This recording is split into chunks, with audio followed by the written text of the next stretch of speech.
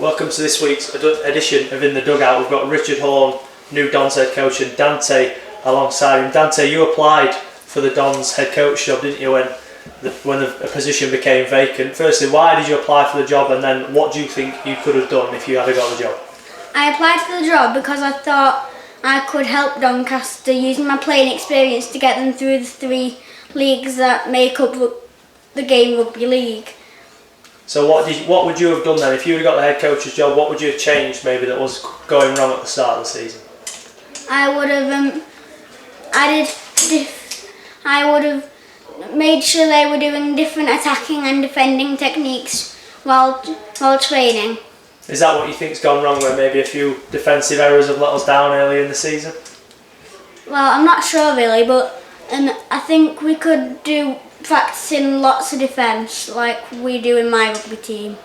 So the man who did get the head coach's role then, Richard, no pressure now. How have you found your first session or two with the squad? Well, I've just literally done everything that he said he was going to do. He should have given him the job.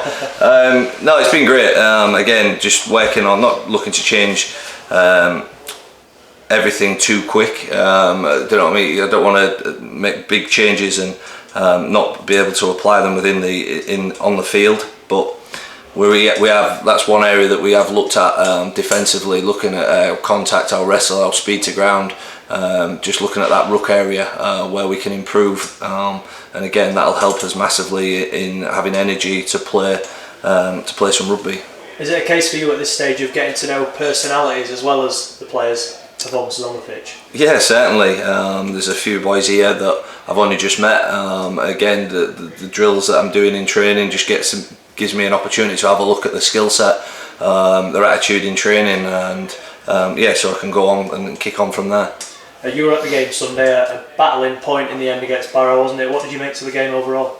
Yeah, it was a really tough game. Like the boys are working hard for each other. Like I say, if we just add a little bit of detail in what they're doing and a little bit more control, hopefully we can get the results not as close as that, and hopefully get some good results. Was there enough there for you to look at and think we've got something good going in, maybe the fighting spirit that they showed to come back into the game when Barrow looked to have the edge? Yeah, definitely. They're showing some great character. I think they've got some great strike on the edges, which we can use a little bit more, and probably a little bit more earlier in the game.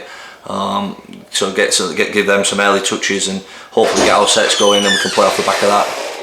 Dante, you were at the game as well. What were the positive signs for you on Sunday? The positive signs for me were mostly the success of Doncaster and the team I've supported for 3 or 4 years now. Were you nervous when Jack Miller got the penalty in the last minute to kick the 2? Yeah, I was nervous because I thought it'd end our winning streak after a few games of winning, but no, the draw helped us continue our streak. And Richard, we've got a couple of weeks break now before the Whitehaven game. We're on the back of a 5-game unbeaten run, 3 wins, 2 draws. Is it the perfect time for you to take over? Yeah, they've done a great job, like Greenie and that. They've been working hard, and the boys have been digging in. Hopefully, like I say, I can bring a little bit more control, a little bit more structure in attack to help get results. And like I say, I'm looking forward to that first game at Whitehaven. Is it a good thing for you in a way that there is certain things we can improve on, because you can come here and sort of tweak, like you say, tweak little things, but not have to make wholesale changes to get your point across? Yeah, definitely. Like I say, they've got a really good squad. I think there's a good mix of youth and experience, which will obviously help for the rest of the season, and the squad will get used and utilised, and because there's still a long way to go. Like I said, I think the big thing that they're showing is the character. I mean, they're working for each other. They want to succeed. They want to get results, and like I said, like I've talked about, in just adding that little bit more detail into what they're doing should hopefully help. So how is it? Would you rather have a game this weekend then, or is it better for you to have longer to work with the players before the next game? I think that it gives me a bit of time to implement a few more things.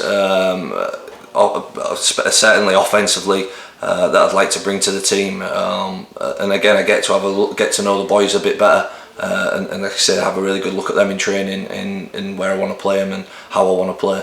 Well, we've only got a handful of games left now, haven't we, before the split, before the eights take place? Is it a case now of securing our place in that top four and maybe building some momentum for when the latter stage of the season come? I think confidence is a big thing, so if you can go into them playoffs in good spirits, you stand a really good chance of kicking on and doing a really good job. So yeah, we're looking to keep that momentum and into the playoffs.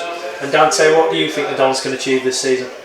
I think the Dons could achieve promotion or at least get into the top 8.